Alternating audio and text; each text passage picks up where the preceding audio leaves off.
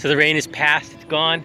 I took that trip over to Friars Point, came on back here, and now it's really humid. It's usually what happens, but there's not a problem with that. But let's get back to our little tour of Clarksdale here. So I was living here for about a week, and one of the things I really loved about this little area is like everywhere you go, you'll find a mural like tucked around alleyways and just on the walls and stuff, or you'll find a like a historical marker to read. So I'm not going to see them all. I'm just going to give a taste, a little flavor of what there is to see and do in Clarksdale. So behind me here is Hooker Grocer and Eatery. We were able to sit outside here on the benches at night. They have live music, live blues bands. They have great burgers and a great selection of beer. So if you come to town, check out Hooker's, right across from the Delta Blues Museum. Coming down Yazoo from the Delta Blues Museum and Hooker's, we come to our first marker on the corner of Yazoo and 3rd, and it's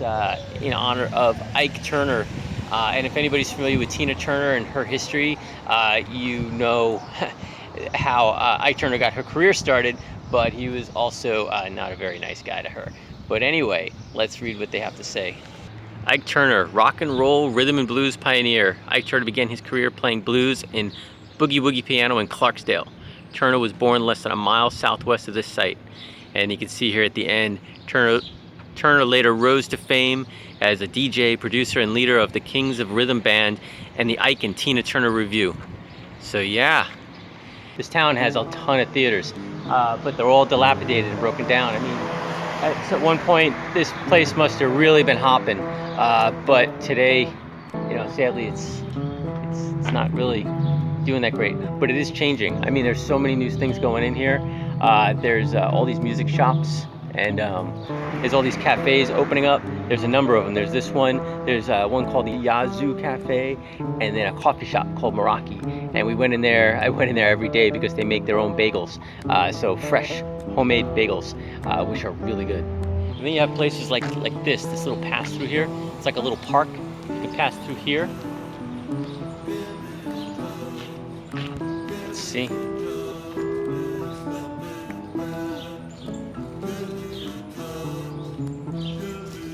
Man, getting in this shady area, it's like you go from the hot and humid out there to really cool air, like almost a breeze. Ah, this is really nice, but I can't stay here all day, back into the humidity. I came through this pass-through, and I come out here, and look, you see, I'm greeted by like artwork right here, and then here's like a bar over here you can go into. They got live music. Now, I'm here during COVID, and yeah, so a lot of these places are shut down and not really operating. But yeah, this is look, I'm in an alley. Look, here. That's a back alley this way. It's a back alley this way, and here's this bar. And then on the walls over here,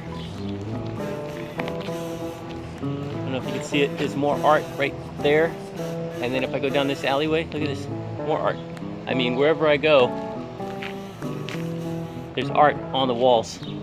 It's awesome. And then, like I said, every day I'd walk around and I'd find something new. And they're all different styles.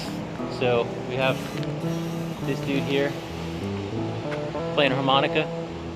And then right across over here is this woman with, I guess, some sort of a panther. But yeah, take a look at the details here. Fingers with the teeth. So coming out of that alleyway there, right there, and crossing the street, over here we have our next marker, which is below the Hobson building, which is built in 1920. So let's check out what that marker has to say. Wrox Radio, Clarksdale's first radio station, went on the air on June 5th, 1944, from the studios at 321 Delta Avenue. From 1945 until 1955, the station was headquarters here at 257 Delta. Legendary disc jockey Earl Soulman Wright became the top personality in local broadcasting after joining the WROX staff.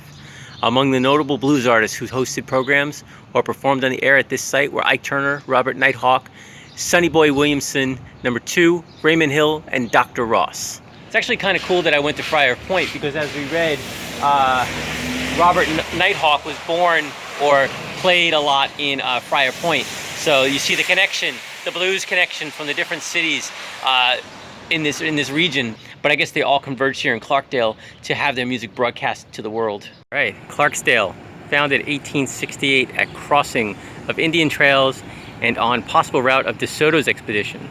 Chartered in 1882, Coahoma County, Co-County seat, 1892. Sole seat since 1936. Home of Governor Earl Leroy Brewer.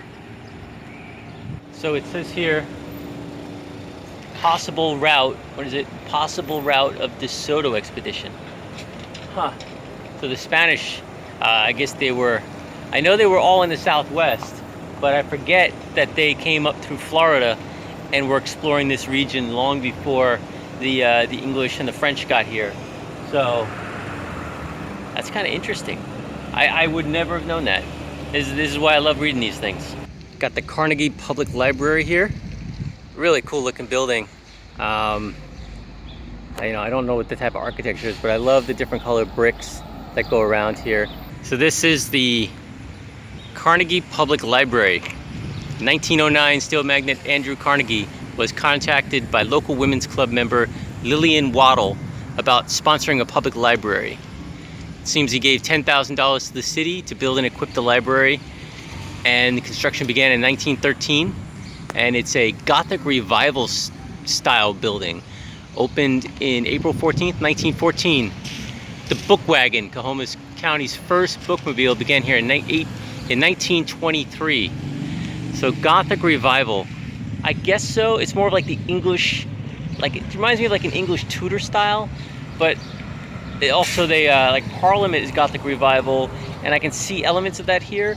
But there's another building we're going to see shortly, which I believe is more of a Gothic Revival, similar to the Jewish church that's on Wilshire Boulevard, in my Wilshire Boulevard walk. So let's go head on over there, and you'll see exactly what I'm talking about. Right here you have the Clarksdale United Methodist Church, and I think you can totally see the Gothic Revival in it. There's that Byzantine style dome that we've seen like the Hagia Sophia. So yeah, the architecture of this building, I wanted to point it out because it's kind of like, it stands out a little bit in the town. You know, it's like, you got all this old, like stuff from the 20s, 40s, 50s Americana. And then you got this building here with this great classical architecture. And I believe this is a true Gothic Revival style building. And you got this, the Bank of Clarksdale, which is like this, I don't know, I think it's called like the Imperial Era or Romanesque. I mean, it's got the Roman eagle, not the Roman eagle, the American eagle flag up there. It's got the roses, which were kind of like, I don't know, like the Tudors. But yeah, it's very, you got the columns, the straight columns. So it's very government and official, which I believe in the 1920s, or the turn of the century, was like called Imperial Error or something of that regard. I'll look it up. And then up there on the roof of this building, right above the Hambone Art and Music, you can see, I think it's like a Betty Boop thing, but I remember it was like a 1920s or 30s animated cartoon. I think that is taken after. It was like an actual cartoon. I'll see if I can find a clip of it. But yeah, you gotta look around. You'll find all sorts of hidden gems in this town. Seems like it's a crazy mashup of different kind of architecture in this town. You know, it's almost like a Spanish style. I don't know what this building was originally. You know, and then across the street you have like, there's Meraki Coffee, and then the tall traditional looking brick building you tend to find in these older towns. Looks like you can also go on a canoe trip, but I don't know if it's running right now. Or another thing you can do is just come here and hang out over near Mill Creek, get some coffee there at Meraki, and just watch the sun. Well, the sun's setting over there, but still there's a nice cool breeze right here blowing off the water. Some cicadas and frogs. So even though it's a busy bridge, the view is still pretty cool.